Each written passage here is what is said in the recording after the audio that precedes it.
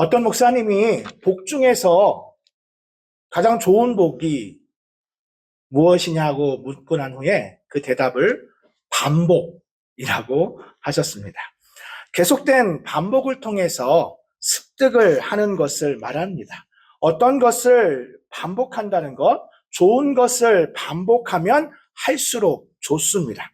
좋은 일이 생겨나면 좋지만, 그러나 반대로 안 좋은 일이, 좋지 않은 일이 반복적으로 일어날 때는 그 반복된 일이 어쩌면 국어적 표현으로 진절이 난다라는 표현을 쓰기도 합니다. 진절이라는 것은 저리다, 우리 저리다라는 말 하잖아요. 다리가 저리다, 몸이 저리다. 진짜로 온몸이 저릴 정도로 진절이 난다라는 표현을 쓰기도 합니다. 넌덜머리, 또 넌덜머리 나다, 또 지겹다, 지친다. 이런 표현들이 어찌 보면 반복적인 안 좋은 일들이 있을 때 우리에게 그 식상한 것을 넘어서 우리에게 힘든 것으로 분노의 감정을 일으키기도 합니다. 사무엘서를 어찌 보니까 물론 잠깐 중간에 쉬긴 했지만 3년이 넘게 사무엘서를 강의하고 있습니다. 어쩌면 사무엘서의 내용에 보면 저조차도 그 내용을 좀 피하고 싶은 내용들이 있습니다.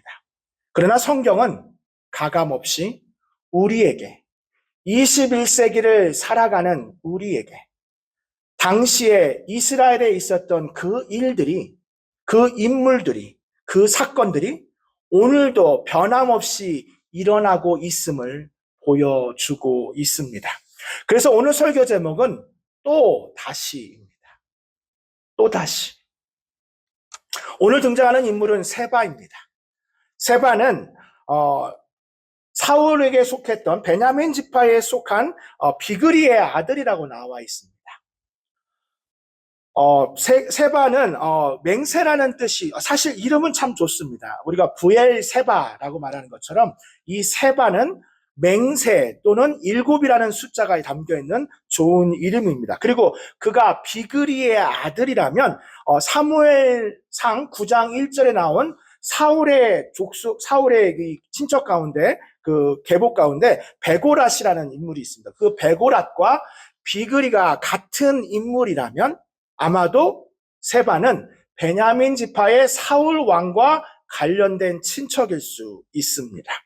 또는 창세기 46장 21절에 나오는 베냐민의 둘째 아들 중에 베겔이 있습니다. 베냐민의 둘째 아들 베겔과 그 이름과 같다면 아마도 사울의 베냐민 지파의 어떤 계보에 속해 있는 이 세바라고 하는 사람이 오늘 또한 다윗을 반역합니다. 이제 막 압살롬의 반역을 마치고 예루살렘으로 오는 길인데 또다시 세바가 반역을 합니다. 다윗을 향해 정면으로 도전하고 이스라엘 마음을 그에게서 멀어지게 합니다. 그래서 저는 첫 번째로 또다시 우리에게 일어나는 것은 교회 공동체의 분열은 언제든 또다시 생겨납니다. 교회의 분열은, 공동체의 분열은 언제든 또다시 생겨납니다. 제가 20장, 오늘 본문 이전에 아주 짧은 19장의 마지막 절을 다루진 않았는데요. 19장 40절에서 43절에 보면 오늘 본문과 연결되어 있기 때문에 제가 다루진 않았습니다. 사실은 세바가 반역을 하는 데 있어서 한 이유가 발생합니다. 그것은 다윗이 이제 압살롬의 반역을 무찌르고 예루살렘으로 오는 길에 제가 지난주에 봤던 것처럼 많은 사람들이 다윗을 환대하고 다윗을 환영하고 예루살렘에 오는 다윗을 환영합니다. 그런데 사실은 그 기쁜 순간 다윗이 다시 예루살렘으로 돌아오는, 왕이 다시 돌아오는 순간이지만 사실은 모든 사람들이 나와서 환대한 것은 아닙니다. 유다 지파 사람들이 아무래도 예루살렘 근처에 있기 때문에 거기서 다윗을 환대했습니다. 그런데 북이스라엘 사람들이 그것을 보고 이렇게 말합니다. 너희들 어떻게 우리를 빼놓을 수 있어? 이런 파티에, 이런 환영식에, 이렇게 기쁜 날에 어떻게 너희들끼리 다윗 왕을 맞이해? 왜 우리는 부르지 않았어? 이렇게 북이스라엘 쪽에 베냐민을 중심으로 하는 다른 지파 사람들이 유다 지파를 향해서 좀 불만을 이야기합니다. 자신을 부르지 않은 것에 대해서. 사실 다윗이 압살롬의 그 전쟁을 마치고 예루살렘을 오는 길에 모든 지파에게 내가 이제 다시 귀환한다는 것을 알릴 수 있는 상황은 아니었을 것입니다. 그런데 북이스라엘의 지파들은 화가 나 있습니다. 그것을 이용해서 세바가 오늘 이렇게 이야기하는 겁니다. 오늘 본문의 처음입니다. 우리는 다윗과 나눌 분깃이 없으며 이새의 아들에게서 받을 유산이 우리에게 없도다. 이스라엘아, 각각 장막으로 돌아가라. 지금 세바가 일어나서 뭐라고 말하냐면 우리는 다윗과 나눌 분깃이 없는, 한마디로 말하면 유다 지파, 저 사람들은 자기들끼리 해먹을 지파야. 우리에겐 아무것도 떨어지는 게 없을 거야. 그러니까 여기 있지 말고 우리는 우리의 장막대로 돌아가자. 얼마나 안타까운 현실입니까?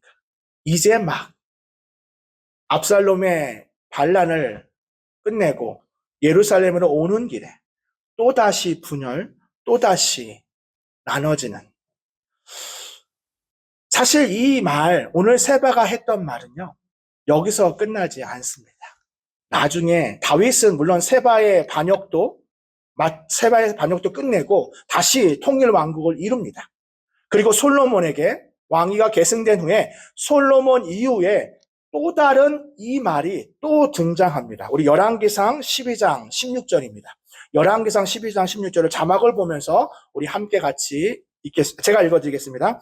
온 이스라엘이 자기들의 말을 왕이 듣지 아니함을 보고 왕에게 대답하여 이르되 우리가 다윗과 무슨 관계가 있느냐?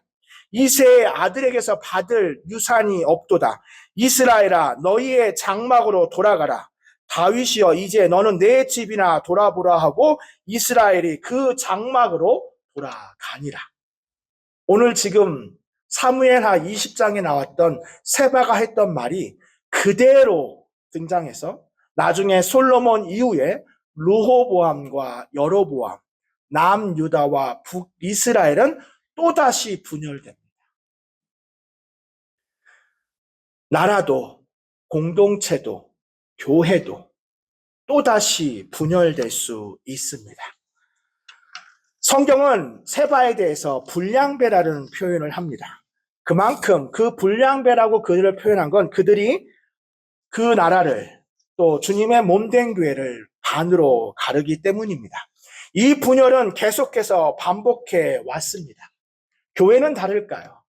고린도전서 1장에 보면 사도 바울이 고린도를 향해서 편지를 쓰면서 고린도 교회가 직면한 현실에 대해서 이렇게 이야기합니다. 어떤 이는 바울을 따른다고 하고 어떤 이는 아볼로를 따른다고 하고 어떤 이는 베드로를 따른다고 하고 어떤 이는 그리스도를 따른다고 말하고. 고린도 교회 안에 분열이 됩니다. 분열이 생깁니다. 공동체가, 교회가 나눠집니다. 그런데 그들이 말한 것은 이렇게 말합니다. 나는 바울을 따른다. 나는 아볼로를 따른다. 나는 베드로를 따른다. 나는 그리스도를 따른다. 제가 고린도전서 1장에 나오는 이 이야기를 주석을 보면서 한 주석에 이 이야기에 대해서 이렇게 평가한 내용이 있습니다. 저도 참 공감하는 내용인데요. 고린도전서 1장에 나타난 이 분열에, 교회를 분열했던 이 사람들의 말을 보면 하나도 틀린 말이 없습니다. 나는 바울을 따른다. 이 사람들은 바울이 교회를 시작했고 교회를 세웠으니 그 바울이 세운 교회, 고린도 교회의 바울을 따르는 것은 당연한 일이다. 이들을 전통주의자라고 주석학자는 표현했습니다. 늘 과거에 머물며 미래로 나아가지 않으려는, 모든 것을 예전 그대로 두어야만 하는, 이것이 주님이 원하는 방식이라고 말하는 사람들입니다. 하물며 또 어떤 사람들은 이렇게 말합니다. 나는 아볼로를 따른다. 이 사람들은 교회 안에서 성경 지식에 큰 비중을 두는 사람입니다.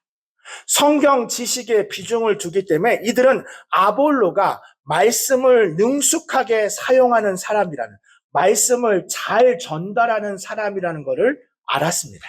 그러니까 나는 아볼로를 따른다. 왜냐하면 사도 바울은 우리가 사도행전 20장에도 나오지만 설교하다가 졸아요. 졸다가 유두고라고 하는 청년이 옥상에서 떨어집니다. 사도 바울 스스로도 이렇게 말했어요. 나는 말에는 졸하다. 말을 잘 하지 못한다. 그러니까 사도 바울은 언변에 있어서, 지식에 있어서는 그렇지 않지만 언변에 있어서는 잘 하지 못합니다. 그러니까 그렇게 말을 잘 하지 못하는 바울을 따르는 것보다는 성경 지식도 해박하고 성경을 잘 전달하는 나는 아볼로를 따르겠다. 어찌 보면 틀린 말이 아닐 것 같습니다. 또 어떤 사람들은 이렇게 말합니다. 나는 베드로를 따른다. 예수님께서 베드로가 천국의 열쇠를 받았고 오순절 그 성령 운동을 통하여 교회가 세웠으니 모든 교회는 당연히 베드로의 그 설교를 따라야 한다고 믿는 사람들입니다. 이들은 베드로가 말했던 그 사도 중심의 사도권만이 교회를 올바르게 세울 수 있는 유일한 연결고리라고 믿는 사람들입니다. 또 어떤 사람들은 이렇게 말합니다. 나는 그리스도를 따른다. 이 사람들은 예수님 외에는 나는 아무것도 필요 없다라고 말하는 사람입니다. 예수님이 있으니까 나는 그리스도만을 따르기 때문에 다른 사도들을 따를 필요는 없다. 스스로 영적 엘리트라고 여기는 사람들입니다. 나는 그리스도를 따르는 사람이기 때문에 아볼로도, 사도 바울도, 베드로도 필요 없다. 나는 오직 그리스도만을 따른다. 어찌 보면 그 말도 맞는 것 같습니다. 그러나 말했던 이 사람들이 교회를, 주님의 몸된 교회를 나누는 일에 있어서 사도 바울은 단호하게 이야기합니다. 나도 아볼로도 아무것도 아닌, 나는 심었고 아볼로는 물을 주었지만 오직 자라게 하시는 이는 하나님 한 분이시기에 우리는 어떤 사람, 어떤 체계, 어떤 시스템을 따르는 것만이 옳다라고 여기는, 또한 그것을 통해 주님의 몸된 교회를 분열하는 일은 막아야 합니다. 사랑하는 성도 여러분, 교회 공동체의 분열을 막는 수많은 일들이 일어나고 있습니다. 우리는 이때 오늘 성경에서 이 공동체 분열이 얼마나 계속해서 이어지는지를 통해 우리가 하나님께서 주신 하나 되게 하신 것을 힘써 지키는 우리 모두가 되기를 주님의 이름으로 축원합니다. 두 번째는 자신의 이익을 최우선으로 하는 사람들이 생겨납니다. 자신의 이익을 최우선으로 하는 사람들이 또 생겨납니다. 또다시 등장하는 요압입니다. 아브넬을 살해하고 그리고 압살롬을 살해했던 그 요압이 오늘 아마사도 살해합니다. 사실 아마사는 압살롬 군대의 장관입니다. 다윗은 압살롬의 반역을 끝낸 후에 돌아오고 나서 이상하리만큼 아마사를 군대 장관으로 선출합니다. 아마도 요압이 행했던, 자신의 아들 압살롬을 죽였던 일을 들었기 때문인지 아마사를 군대 장관으로 세웁니다. 그리고 아마사에게 임무를 줍니다. 세바가 반역을 했으니 너는 빨리 가서 군대를 사흘 안에 모으라고 이야기합니다. 그래서 아마사는 가서 유다 족속을 중심으로 군대를 다시 모읍니다. 그런데 아마도 쉽지 않았던 것 같습니다. 아마사가 아마도 이 압살롬 군대의 장관이었기 때문이었는지 모르지만 군대를 다 모으지 못하고 있습니다. 그러자 다윗이 조바심이 났습니다. 분명 세바가 반역을 일으키면, 지금 빨리 세바를 잡지 못하면 또 다른 이 반란은 큰 군대가 돼서 또다시 전쟁을 해야 되는 상황이 오니 빨리 세바만 잡으면 된다라고 생각했던 다윗은 아마사를 기다릴 수 없었습니다. 그래서 가장 빠른 중에 하나는 아비새를 세웁니다. 그래서 아비새에게 군사를 붙여주고 빨리 가서 세바를 쫓으라고 말합니다. 그렇게 쫓아가던 중에 아마사는 군대를 다 모으지 못한 채 돌아옵니다. 그래서 요압을 만나게 됩니다. 요압과 아마사는요, 친척 관계입니다. 그러니까 쉽게 얘기하면 다윗의 입장에서 보면 조카뻘 되는 이 서로 함께 할 수 있는 친척 관계에 아마사가 요압을 보자 요압이 먼저 이렇게 말합니다. 내 형이여 평안하냐. 그리고 일부러 칼을 떨어뜨립니다. 그리고 나서 수염을 잡습니다. 오늘 본문에 이런 잔인한 일을 요압은 또 합니다. 방심하게 해놓고 칼로 찔러서 아마사를 죽입니다. 요압은 벌써 수많은 세 사람을 죽이고 있습니다. 그리고 무고한 사람들을 죽이고 있습니다. 그들은 정당한 방법이 아닌 비겁한 방법으로 요압은 그렇게 하고 있습니다. 왜 그렇습니까? 이유는 간단합니다. 이 나라의 군대 장관은 아마사도 그 어떤 사람도 될 수 없는 아브넬이든 아마사든 그 어떤 사람이든 다윗이 그 사람을 임명했다 할지라도 나는 인정할 수 없다. 그래서 그 사람을 살해하는 자신의 이익만을 최우선으로 도모하는 사람들이 또 생겨납니다. 당시의 요압은 오늘날에도 존재하고 있습니다. 꼭 이런 사람 하나 있더라. 제가 설명드렸던 것처럼 이런 사람들은 꼭 등장합니다. 그런데 이 정도까지는 아니어도요. 우리 삶에, 우리의 마음에는 자신의 이익을 항상 최우선으로 하는 마음들이 생겨날 수밖에 없습니다. 그것은 비단 가정에서도 교회에서도 마찬가지입니다.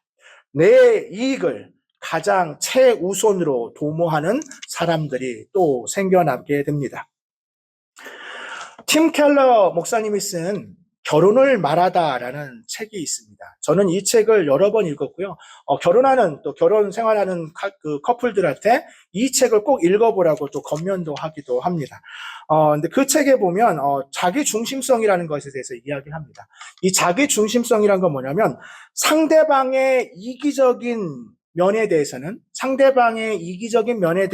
예민하게 반응하고 불쾌하게 생각하고 억울해하고 낙담해하지만 자신도 똑같은 성질을 가졌다는 점은 보지 못하게 하는 특성이 있습니다. 상대방의 실수, 상대방의 잘못된 점은 불쾌하고 분노하고 왜 저럴까라는 마음이 있지만 내 자신을 돌아보지 못하는 마음. 이 말을 조금 더 쉽게 설명해 드리면 제가 데모에 와서는 그런 말을 잘 듣지는 않는데요. 예전에 한국에 있을 때는 성도님이 저한테 이런 말을 한 적이 있습니다. 목사님, 결혼 참 잘하신 것 같아요. 사모님 참 좋은 것 같아요. 근데 제가 그 말을 들을 때마다 기분이 나빠요. 왜 그런지는 모르겠어요. 기분이 좋지 않아요. 한번 자신에게 접목하면 어떤 부부에 있어서 결혼 참 잘하셨어요라는 이 말이 듣기가 싫어요. 왜냐하면 왠지 내가 더 잘하는 것 같거든요. 내가 더 잘하는 것 같은데 상대방이 그렇게 인정해주지 않는 거에 대해서 기분이 나쁘다는 겁니다.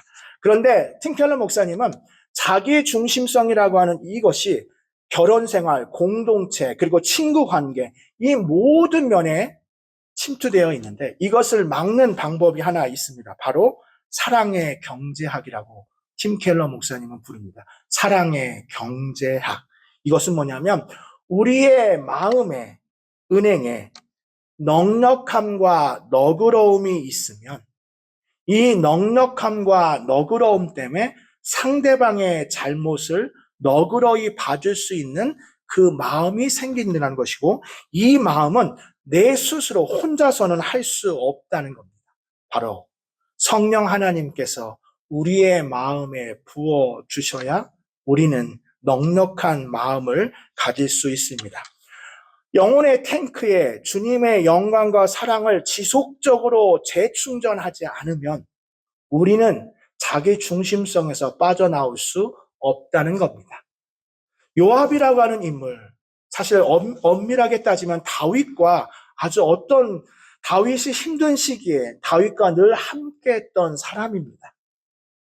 다윗과 친척 관계에 있는 이 요압이 그러나 자기 안에 있는 자기 이익을 최우선으로 생각하는 마음이 넘쳐나니 다윗의 명령에도 불구하고 압살롬을 살해하고 자신의 이익을 따라 아마사를 살해하는 이 요압의 모습, 이 모습도 우리 안에 남아있을 수 있습니다.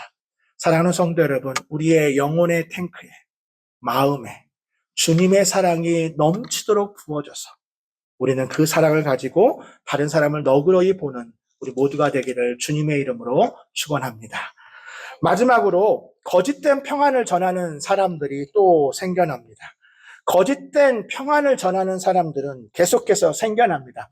사실 요압은 아마사에게 내 형은 평안하냐라고 가볍게 아주 잘 인사하고요. 그리고 칼을 일부러 떨어뜨리면서 방심하게 합니다. 그리고 나서 요압은 아마사를 향해서 수염을 잡습니다. 이게 사실 그 당시의 이 문화를 이해하셔야 됩니다. 오늘날에 만약에 너무 반갑다 그래서 수염을 잡으면 큰일 납니다. 우리 수염을 기르시는 분한테 가서 너무 반갑다고 수염을 잡고 인사하면 이건 큰일 납니다. 그런데 그 당시에 중동의 문화 중에서는 이 수염을 잡는 것은 가장 친근한 표현 중에 하나입니다. 혹시 너무 귀여워서 뭐 볼을 잡는 그런 느낌처럼 수염을 잡는다는 것은 아주 평안을 의미하고요. 그리고 중동은 지금도요. 남자들도 서로 볼에다 뽀뽀를 합니다. 인사를 할 때 이렇게 서로 이렇게 볼을 대고 뽀뽀를 합니다. 그러니까 이런 인사법은 가장 친밀하고 가장 평안을 전하는 샬롬을 전하는 인사입니다. 그러니까 아마사는 요압이라고 하는 인물이 자신의 칼을 내려놓는 척하고 그리고 수염을 잡고 평안하냐라고 입을 맞추는 이 인사법을 할 때 아마사는 아무 의심 없이 방심하고 있습니다. 얼마나 방심했던지 요압이 칼을 들어 찌르는 그것을 인지하지 못했고 아마사는 단칼에 죽임을 당하게 됩니다. 왜 그렇습니까? 바로 요압이 아마사에게 거짓된 평안을 전했기 때문입니다.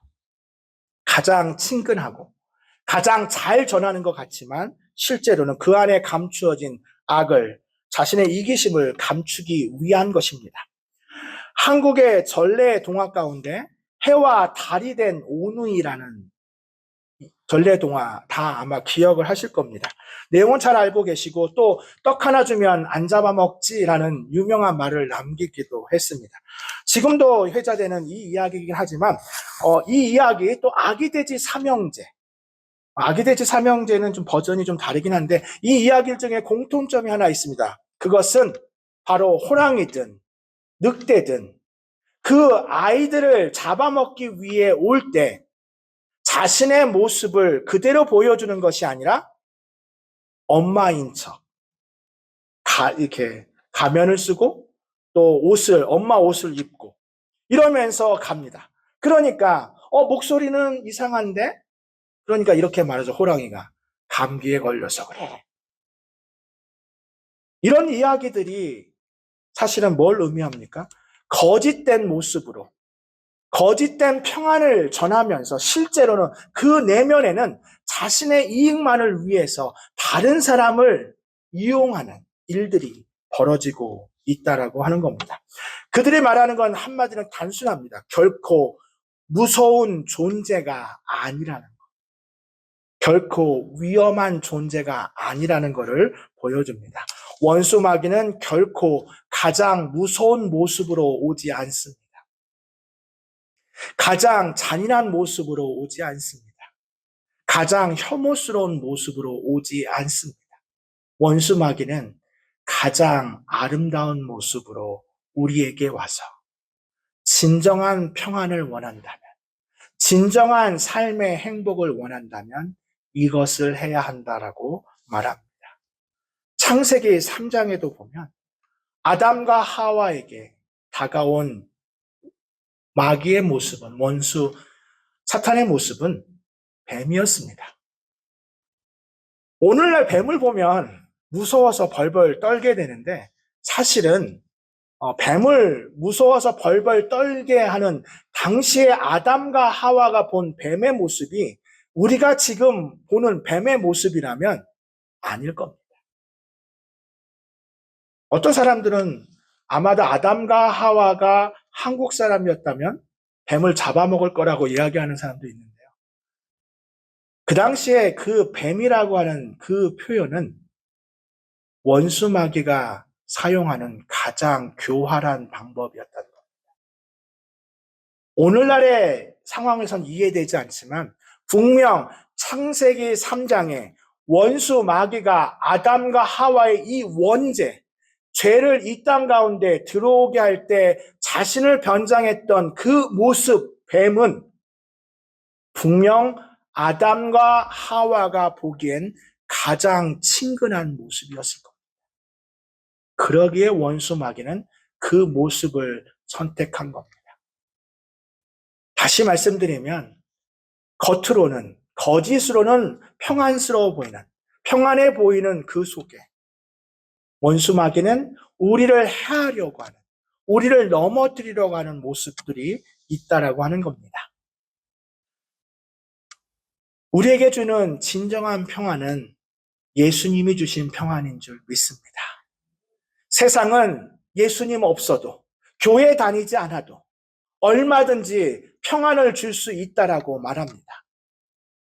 우리가 간절히 원하는 것을 우상으로 만들어서 그 선악과를 가장 먹음직스럽게 보이게 함으로써, 저것만 먹으면 내가 하나님과 같이 될 수 있구나. 내가 저것만 먹으면 하나님이 내가 원하는 모습으로 바뀔 수 있구나라고 하는 거짓된 평안을 전하는 원수 마귀는 지금도 쉬지 않고 있습니다. 지금도 이 자리에서 과연 누군가를 거짓된 평안을 전하며 올 때 우리는 단호하게 오직 말씀을 통해 예수님이 주신 평안을, 그 평안을 가지고 살아가는, 그래서 요한복음 14장 27절 말씀 우리 자막을 보면서 함께 읽겠습니다. 평안을 너희에게 끼치노니 곧 나의 평안을 너희에게 주노라. 내가 너희에게 주는 것은 세상이 주는 것과 같지 아니하니라.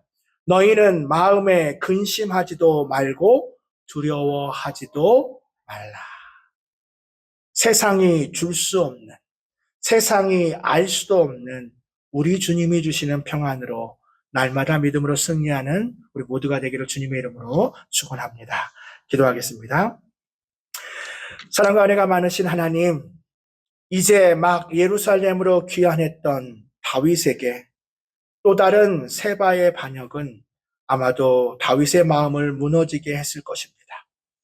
그러나 하나님, 이 세상에 이런 악한 일들이 계속되고 공동체의 분열은 계속되는 상황 가운데 우리의 마음은 우리 주님께서 주시는 평안과 우리 주님께서 주시는 사랑으로 채워져 이 세상 가운데 우리 주님의 사랑을 나타내 하나 되게 하신 것을 힘써 지키는 우리 모두가 되게 하여 주시옵소서.